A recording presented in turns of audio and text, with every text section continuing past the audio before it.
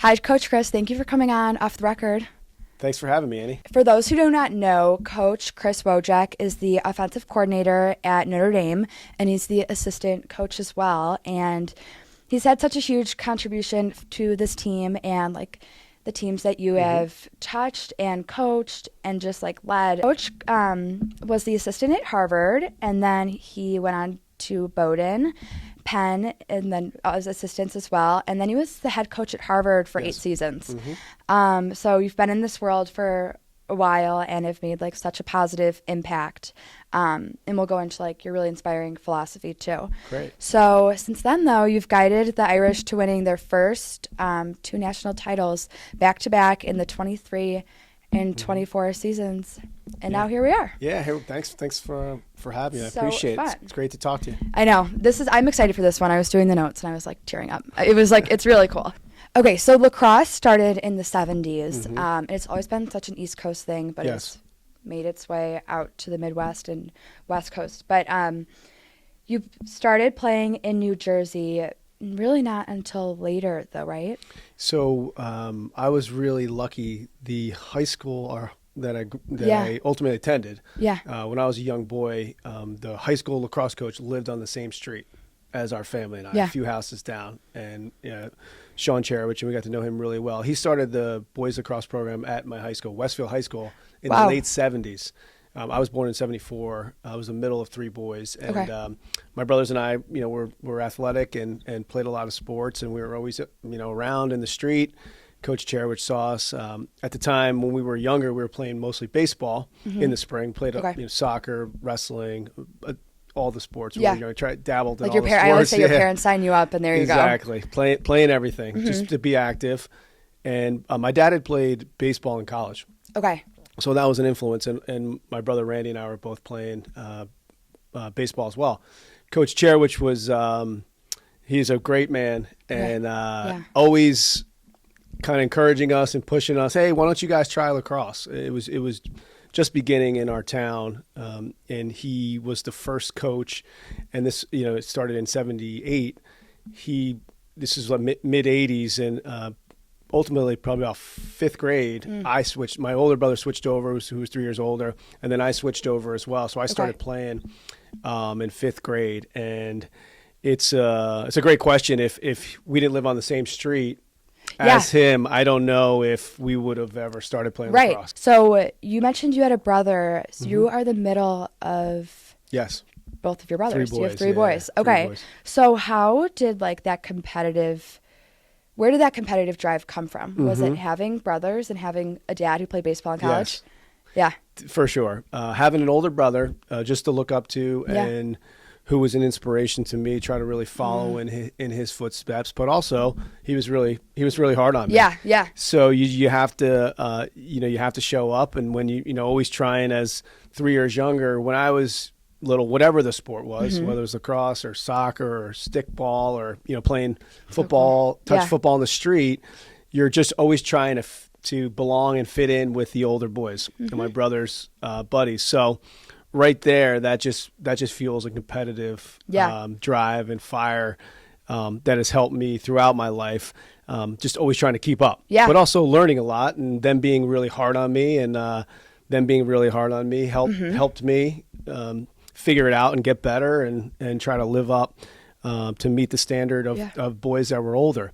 Now, having a younger brother, it was the opposite of always trying to beat him and not let him beat me because he's younger.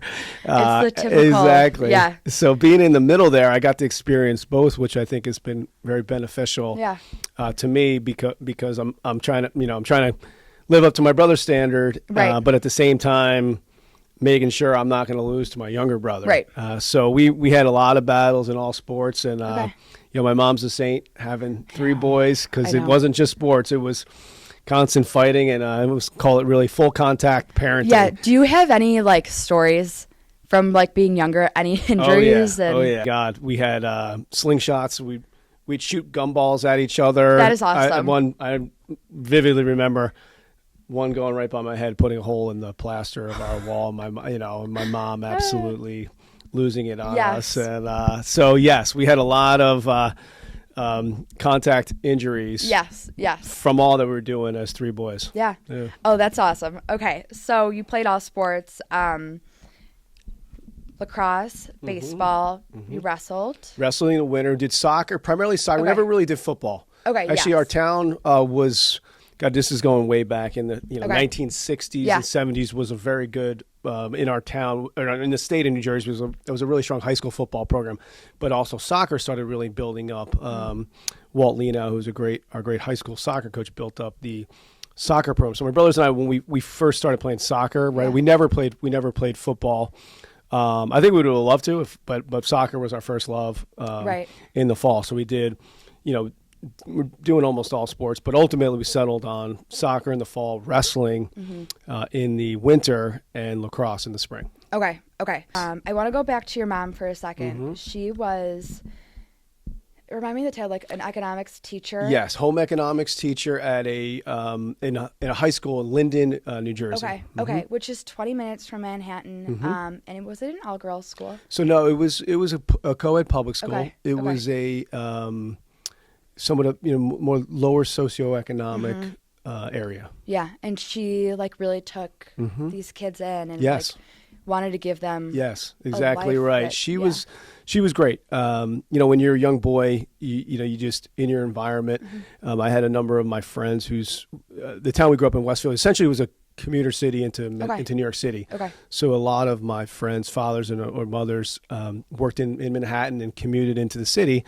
Wore a suit, and you thought that was that was what you did when you were an adult and supporting a family. My dad was blue collar, worked in a metal fabricating shop, and then my mom, as we just touched on, was a teacher, home economics teacher in Linden, New Jersey. Okay. So said a lower socioeconomic area, and most of her students were girls. So yeah, okay. With the taking home ec, not a lot of the boys were taking it, so most of our students wound up being girls, and a number of them came from broken families, didn't have great, some of them didn't have great mother figures, and my mom was that mother figure to them. So she would bring a lot of the students home with her just to care for her. And when I was, 10 years old, it really struck me that, hey, you can do something as a occupation where you really love and care about people. And that was probably the genesis for my love and desire to get into coaching. That I can be in service to people. I can work an occupation where I'm going to have a positive impact on people's lives. And, that really resonated with me when I was young. And that was my first inspiration to be a teacher and a coach. That's awesome. But that didn't really happen right away. You went to Harvard for undergrad.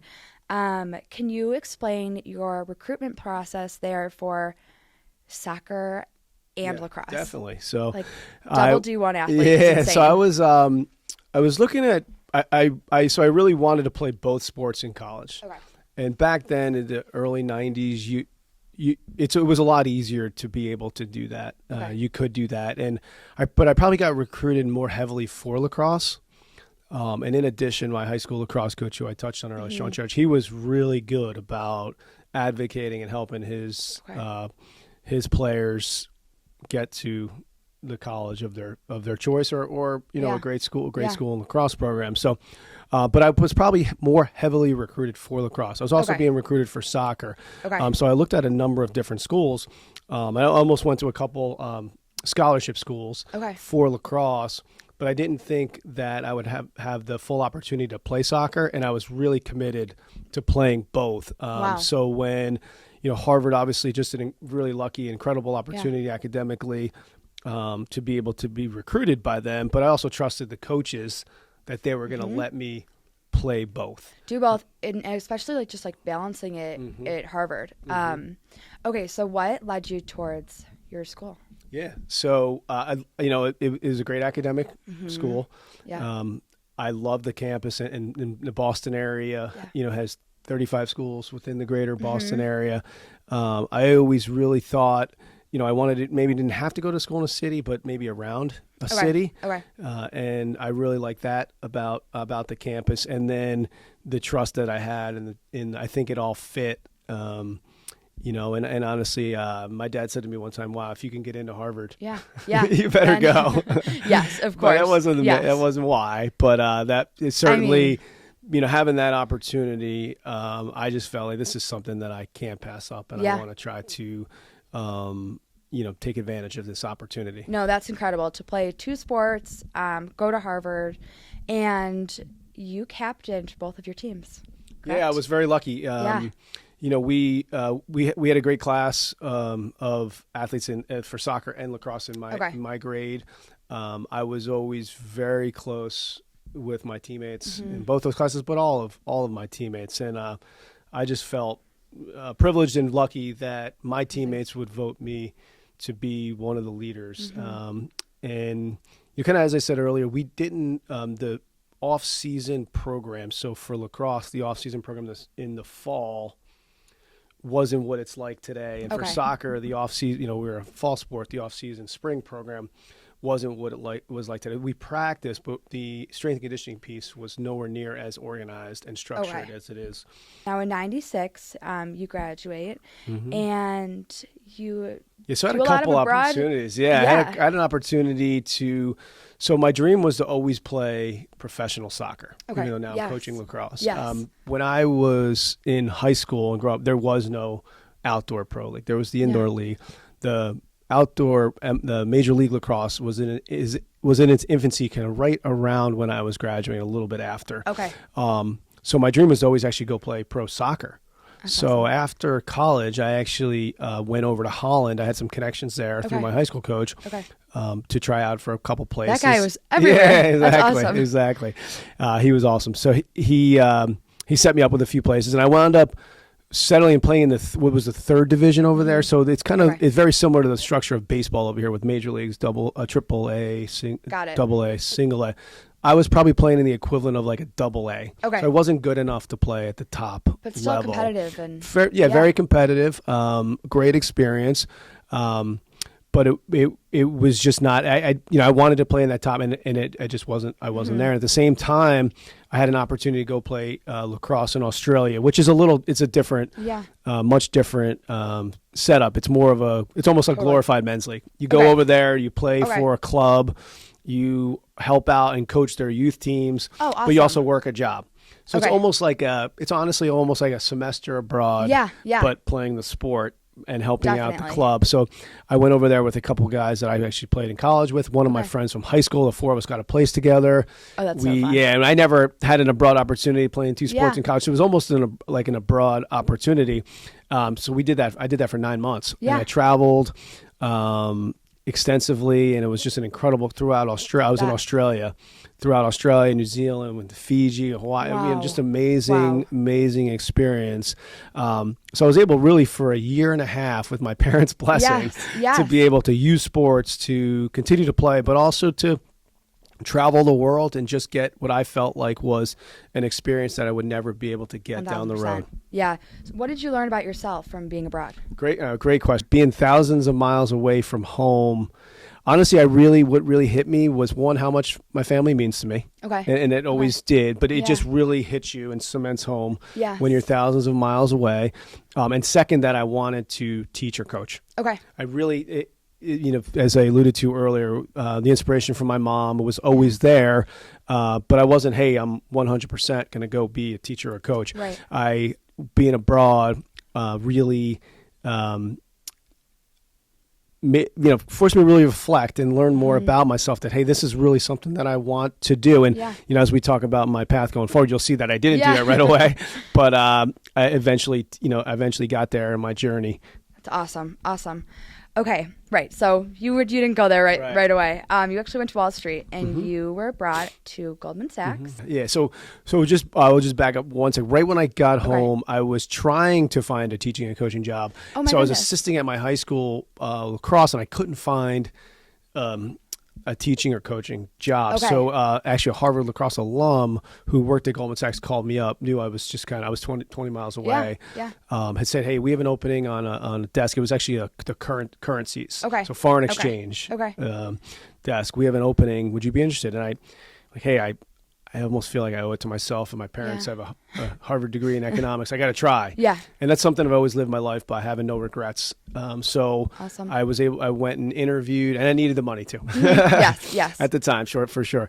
I went and interviewed, got the job, and I actually wound up working for 4 years at Goldman Sachs. I worked for 2 years in foreign exchange and then 2 years in equities. It was your final epiphany on Yeah. 9/11. Mm-hmm. Like, here we go. This coaching passion is Yes. something that I have to live my life in doing with no regrets. And Mhm. Yeah, that's exactly you totally right. like jumped on it. Yeah. Yeah, exactly right. I throughout my 4 years at Goldman Sachs, it was it's a great company with great Yes. people. It's every and college kid's dream, it was really. and I love the people that Awesome. I Okay, good. worked with. I just did not feel fulfilled Right. in the job role. It wasn't like your And calling. yeah. Exactly. And as you said, I did feel that way. I felt hollow. I didn't Okay. feel like this is what I should be doing Yeah. with my life. And so throughout my 4 years there, I had considered potentially making a career change and going into teaching Okay. or coaching. And the building that I worked in was right at the bottom of Manhattan. It was very close to the trade centers. Yes. And, that horrible day for our country, Yeah. it was, for me, that was the final, as you just said, the final really epiphany for me that, okay, life is too short. Yeah. You really got to do what you love. agree. And then right after that, I put in motion trying to find, really, as much as I was thinking about now, I was like, I'm going to do it. Yes. I just got to find a good opportunity to do it. And I put in the wheels in motion to try to find a great teaching or coaching job. Where were you on the tragic day of 9/11? So there's One New York Plaza was the building. We were on the 50th floor. It was a really harrowing experience. Our building actually shook when the second plane hit, and we were that close. Yeah. It was, just an awful, No. tragic day. And I know the number of the people that I worked with, we went towards the Trade Center trying to help. And it was just, obviously a chaotic, awful, tragic day for our country. Yeah. Awful. But, you had this epiphany and your old coach Yeah. called you, right? I'd been talking to him a little bit. My old Scott Anderson, who coached me at Harvard, he was still the coach at the time. We had been communicating, and I had shared with him, hey, I think I really want to get into coaching. Yeah. And I was fortunate. So it took about another year, but the wheels were in motion with him, and an opening opened up for the 2002-2003 academic year. Yeah. So I said, all right, this is a big inflection point in my life. I was lucky enough where I wasn't married. I didn't have kids. I could be mobile. Yeah. And my parents were extremely supportive, which to this day, obviously very grateful for, because I had a great, really, high paying job. So I probably, going back, I took a 95% pay cut. Yeah. To go from my job at Goldman Sachs to going to be an assistant coach and a part-time assistant coach. Right. And it was only for the spring. It wasn't even a full-time And you were running role. like camps and all of it. Exactly. You're just finding different ways to make money through camps and through supplementary income, all different ways. So I wound up then starting the 2002-2003 academic year was a 2003 spring season. Yes. So I began coaching then, and I've been coaching ever since. Yeah. So you have a lovely wife, Catherine, and 4 kids, Yes. who are all so great. Yeah. Catherine says he is a good guy who chose a path of passion instead of money when he left Goldman Sachs to coach Lax. And I think that really sums it up right there. Yes. And how you I appreciate that. how you lead in your coaching philosophy. Sure. Okay, so you go back to your alma mater for a little bit, and then there was a break between your alma mater assistant coaching and then being a head coach. Yes. You went to Bowdoin in Penn. So when I was spending 6 years as an assistant coach at Harvard, at the same time, because I was really a part-time coach, I also I identify myself first and foremost as a teacher, not to get into my coaching philosophy yet, but identify myself as a teacher first and foremost. Okay. So while I was at Harvard, because I was part-time, I actually, in the fall, I went to Boston College and got a master's in education. Okay. One, I was very interested in. Wow. I'm very curious and a growth mindset of always trying to learn and get better, but I was also just very interested in just different educational pedagogy and being the best teacher Yes. that I could be. Because it would, one, if I ever wound up going back to high school, I would have that master's degree to teach. Right. And also, I just thought if I stayed in coaching, it would help me be a better coach and teacher. So I actually wound up getting my master's in education at Boston College while I was there. And that's something I'm really happy that I did, because that really helped me just learn more about different ways to teach and connect with young people. Okay. So then you went to coach for 8 seasons at Harvard as the head coach. What were the biggest adjustments from jumping from like an assistant position from Bowdoin Penn to being a head coach at Harvard? Yeah, I mean, ultimately, the biggest thing is the final decision rests with you. Okay. So you go from, as an assistant coach, to being a very supportive role, making a lot of suggestions, and certainly having autonomy with certain things, but you're really there to assist the head coach in the overall program management. So whereas when you become a head coach, one, you're a manager of people, which is a big change, and two, you're now responsible for all of the final decisions. So it really puts a lot of that responsibility on you, not just to obviously do what's best for the entire program, but also you're now a mentor, not just to however many young men you have on the team, to your staff as well, to help them continue to grow as people and as coaches. How did Notre Dame reach out to you? We'll go into like your relationship with Coach Corrigan. He's been here forever as the head lacrosse coach, and he's like, it's just an awesome program that you all have built.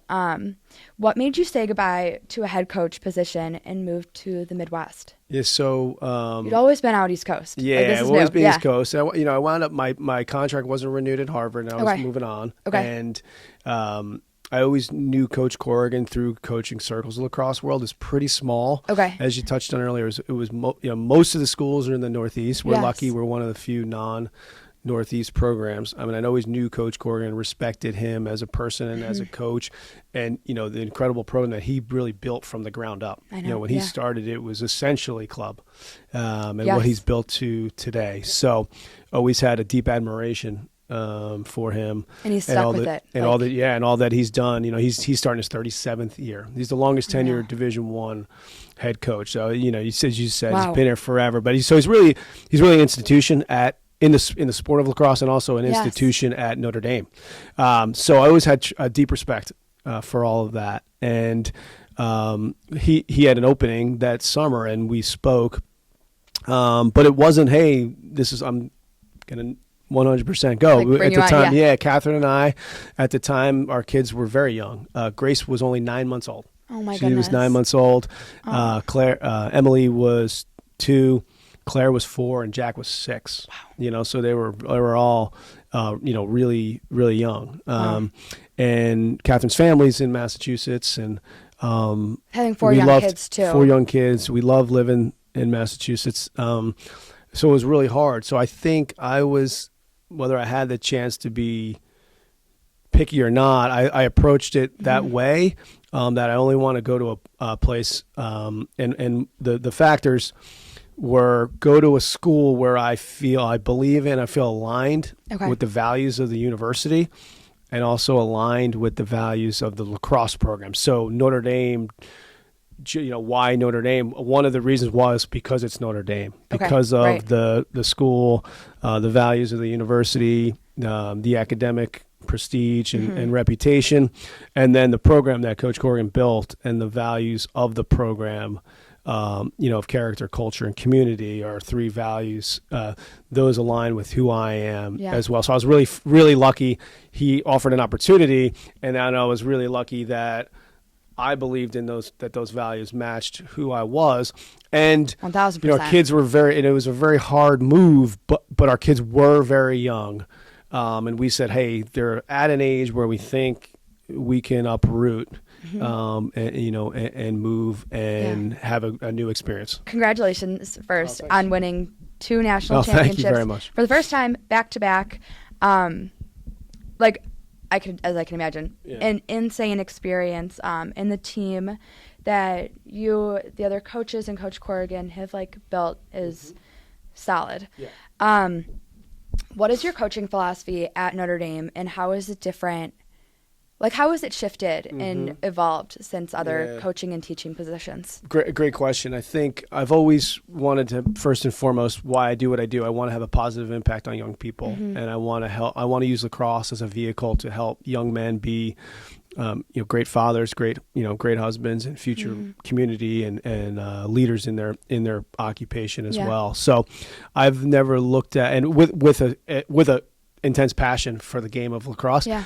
So I have my approach, my foundation, and really my North Star is I want to help them become the best version of themselves as men first. This is a great segue, actually. So you have coached both the Kavanaugh brothers, and Chris has a little something to say that I want to surprise you with. Yeah. Okay. He says, throughout my years of playing lacrosse, I think Coach Wojak has development skills. I think Coach Wojak's development skills have had one of the best and biggest impacts on my career. His ability to teach you while connecting with you emotionally as a coach is something very hard to come by. Having an influence like that as a young man, oh my God, this is so cute. Mm-hmm. As a young man trying to find his way as an athlete in a competitive environment is very accommodating. I haven't seen it before. His unparalleled passion for lacrosse, his job, and especially his family is always something I admired about him. He comes to work each day eager to teach his players with a smile on his face, working towards a bigger goal each day while honing in on completing the little things on a long road journey. Wow, man, you make me cry. I know. I'm starting to cry. Yeah, I really appreciate that. That's beautiful. Yeah, I'll send it to you. But you have done, now I'm crying, exactly what your goal is. Okay, so now we're going to get into the fun stuff. Yeah, Thank you, Chris, for making us cry. Thank you. In the 2023 and 24 season, you won 2 national championships and helped your team guide to these this amazing accomplishment. Not only was it the first in Notre Dame's program ever, but it was also back-to-back. So to get there, what was the road like, and what changed between the 37 or the 34 years at that point of this program? Great question. Coach Corrigan and his staff and his teams over the years had been very close. Yes. They played in 2 national championships, which those games again were very close. So very easily could have won one or both of those. Right. And they've been in numerous Final Fours, so they were very, very close, but just weren't able to ever get over that hump. What do you think the final push was? So, I think it's a number of factors. Right. I think first we had incredible talent. Yeah. You don't win a national championship unless you have incredible and people who have become household names. Yes, we're talking magazine covers. Exactly. We have, the Kavanaugh family is now synonymous with the sport. Liam Entenmann, I can keep going and just name so many guys here that what they did here to build this program. But I think with those guys, what I'm really happy for those guys is the culture that they built. Yeah. How much they wanted it, how hungry they were, how competitive they were. You touched on first that 23 season, that first championship. I've never been around a more determined group of young men. And I think that's something we can't quantify or measure. So it's hard for me to say this was the exact one thing. But I think when you combine incredible talent, I feel like we have an outstanding coaching staff. You do. Coach Corrigan, Coach Wellner, Coach Garnsey, Rob Simpson is Director of Ops, and myself, and Kevin Anderson, who was here for a long time. He was here when I first started as well. Okay. Incredible coaching staff for the 5 years that I've been here. It's just continued to build an incredible work ethic, a very competitive, really gritty, tough culture. So when you combine that talent with the coaching staff, and then ultimately as the culture continued to build, I would say those were the 3 biggest, and ultimately we made some really big plays. Yeah. It's like it's such a fine line. A lot of times between winning and losing by a goal or in overtime. Yeah. And I mean, these games are so fun. Yeah, we made those goals. We made those plays. So I credit the players, for that. They when the game was on the line and it was crunch time, these young men stepped up, and but I think their connection, their trust in us, our trust in them, combined with their collective determination. I mean, they are like the biggest. Yeah. They're all brothers, but it reminds me of like your childhood. You were brothers, but also like pushed each other. Yes, for sure. And I'm sure that's like what these kids have like grown around as well. I think that's spot on. I think I always define, I really, as a coach, you touched a little bit early on my coaching philosophy. One of my things is I lead with love, and love to me is, they might not like that version of love on that day. it's the motivation to act in their best interest. And sometimes that's a pat on the back. Sometimes that's a kick in the butt. And sometimes they might not like that, ultimately that tough love. So, I lead with love, and I think we have tremendous love in that locker room amongst the players and the connection. So you touched on like the brotherhood. They're there to encourage and support each other, but they're really demanding of each other. Yes. And they argue and fight, and just like brothers do. Really. So they're there to simply because they love each other and they want each other to be the best they can be. Yeah. I want to know, in the final game last season against Maryland, we do the flyover. Yes. We do the Pledge of Allegiance. I was there for this game. Awesome. And then you have someone come over like the loudspeaker, and it's a rain delay. And it ended up being a 2-hour rain delay, correct? Yes. Okay. 2 hours, yes. What happened in the locker room? How did you keep the stamina going? That's a great question. So right after the national anthem, we're ready to go. Yes. As you said, they come over the loudspeaker, lightning in the area, go back to the locker room. So we were really lucky. We were playing at Lincoln Financial Field where the Philadelphia Eagles play. So the locker room was, at least 5 times the size, more maybe. Wow. Just a massive, massive locker room. But they also had a separate coaches locker room. Oh. Just for our coaching staff. So we were in the coach's locker room. Okay. We were there for 2 hours, and we just, when we first got there, we said, everyone just relax, just like sit down, we'll reconvene once we know how long it's going to be. And then as we get closer to going back on the field. So I actually just laid down. I started just quietly, almost really meditating. And I actually wound up taking a little nap. Nice. Great. Because you get so worked up before anyways. I wound up falling asleep for about 20 minutes meditating and just getting my mind really clear. Yeah. But really, I'll always remember about 30 minutes before we were about to go out, you could just hear the noise and the energy, and the coaches weren't even in the main locker room. The noise and the energy building up from we can hear it in the locker room. The energy and the noise. I've never. Wow. That's just you get chills thinking about it. I just did. Just that they can hear this palpable just energy build and this noise and this just collective excitement and enthusiasm. Yeah. And I said to coach, I was like, oh, we don't even need to go in there. These guys are ready to play. Oh, that's awesome. And so we went in there quick, and then we went out, and it's funny, we're losing 2-0 right away. But we played really well, after that last 58 minutes. Yeah. No, I mean, just incredible. You guys had to finish with a 10-point lead, correct? Yeah. Okay. So what does the future of the Notre Dame men's lacrosse program look like? I think it's bright. Yeah, how do we keep it up? We've got, as I said, we have a great culture within the program. We have a university that's fully behind us in terms of resources and infrastructure and facilities, which is extremely important, and continue to just maintain, but also continue to build. We have an aligned coaching staff, and our recruiting's been really, really strong. Good. So we're really excited, about the future. We always it's one day at a time, and be in the present. We always say, be where your feet are, and that's how we will continue to move forward. But we're ecstatic about the future, and the future's bright. It's incredible what you guys have built on and off the field too, and how you lead your team with your experiences, and like you say, like your coaching philosophy is love, whether it's tough love or just like being a listener and being a good friend. So we're going to wrap this all up, but what would you tell your 22-year-old self who is traveling the world and figuring it all out, and how do you pass this on to your players and kids? Yeah, that's a great question. I'll always say to our guys, like, it's a cliche, but really do follow your heart. Yeah. And That's what you did. do exactly what, ultimately that I felt like a lot of people thought I was crazy. Yeah. To leave a really high paying, great job to go coach for very little.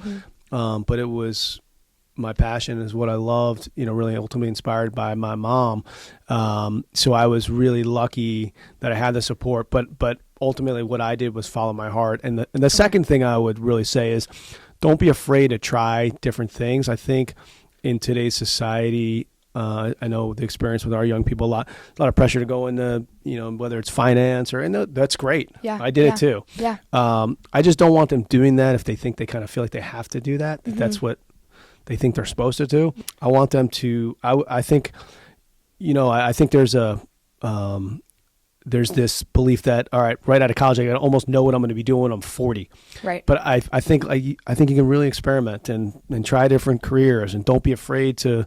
It's not quitting if you don't love it. Like I don't look at it as like I quit working on Wall Street. I just pivoted because I wasn't fully into it. So don't be afraid to experiment and try different professions, and be able to use your 20s and maybe 30 as an experimentation period and a learning period where you can ultimately then find, hey, this is something. Ultimately what I would love for them to get to is, and the advice I'd give myself when I was the 22-year-old self is ultimately find something that you're extremely passionate about, that you're good at. Right.